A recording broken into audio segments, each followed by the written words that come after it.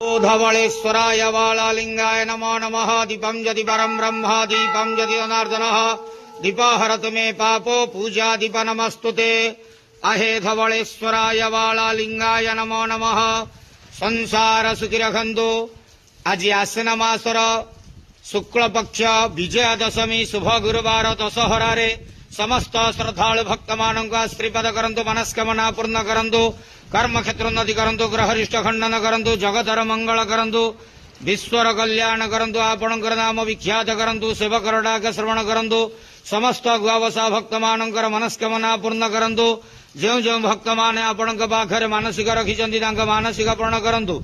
बाबा धवलेश्वराय बालालिंगाय नमो नमः। प्रभु करचरण कृतं वः कायजं कर्मजं वः श्रवणनयनतं वः मानसं वापराधं विहितमविहितं वः सर्वमेतत्क्षमास्वं। जय जय करुणाब्द श्री महादेव शंभु। आज पवित्र विजयादशमी शुभ गुरुवार दशहरा रे समस्त श्रद्धालु भक्त मानक बाबा धवलेश्वर बालालिंग महाप्रभु आश्रीपद करंतु आनंदे केवार हरि बोलो।